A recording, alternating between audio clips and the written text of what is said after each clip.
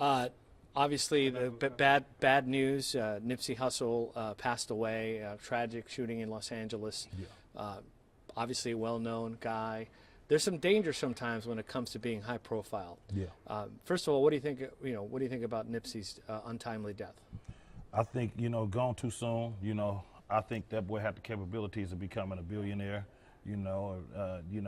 Hate come with the plate, man. A lot of times when you grow up in a neighborhood, and as people that grew up with you and seen you uprise, he worked hard. Some people don't work hard. Some people are lazy. We lost a good man, somebody that everyone loved.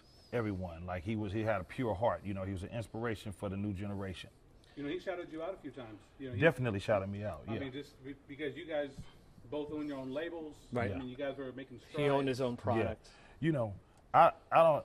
We're speaking on him, and I don't like to try to shine the light on me, but he definitely, seen my blueprint as well, and he told me this personally, and he said it many times. He said he watched people like me and other rappers that did a great job independently, and that's what he was pitching. Let's own our own. Let's do it independent. Let's go get it. We can do it. If they can do it, we can do it. You know what I mean? And so when it comes to being a high-profile, rapper like you are, like he was, is there sometimes fear that if you go places without your armed security that something could happen? Anything can happen at any given time. We just gotta, like my grandmama and granddaddy always say, stay prayed up at all times.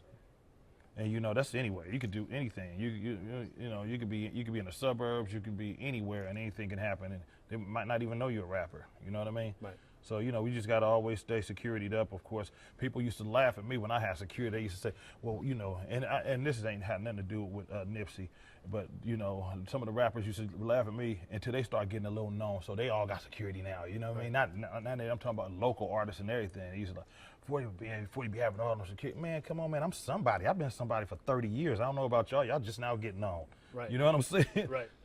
What is your fondest memory? I mean, I'm not sure how many times you got to connect with Nipsey, but I mean, what is your memory of him?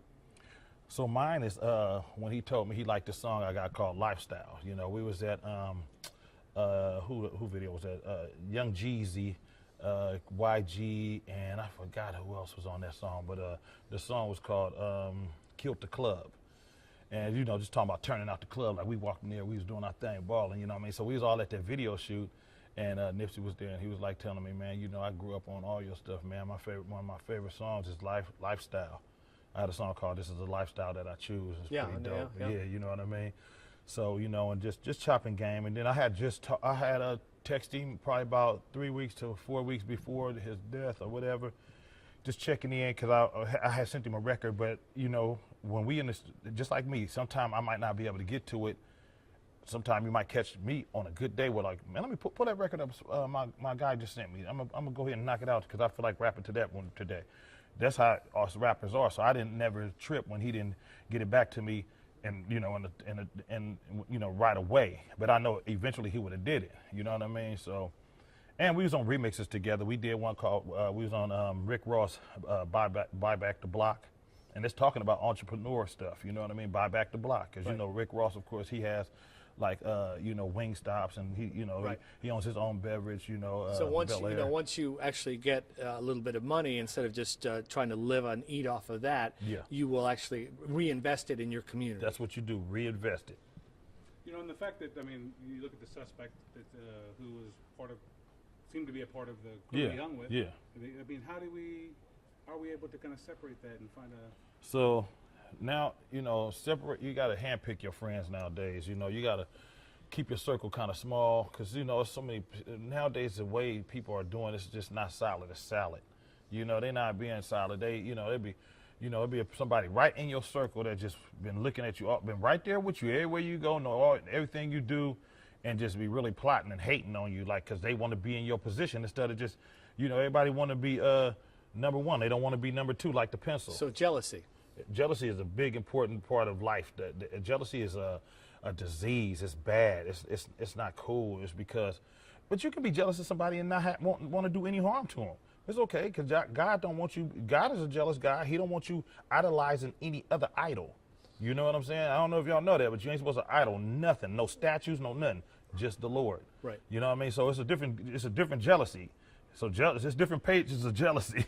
Some people get so jealous they want to just really remove you from this earth. You know what I mean? And they want to be you. And that's not how it should go. Play your position, and as long as your life is happy, you know what I mean? And then, you know, if you play your position, you'll eventually get moved up. If I got somebody that's on my team that's really been showing, improving, and saying, man, this man been right there by my side, whatever I can do for him, I'm going to help him out and help him move up, see if he can become an E-40.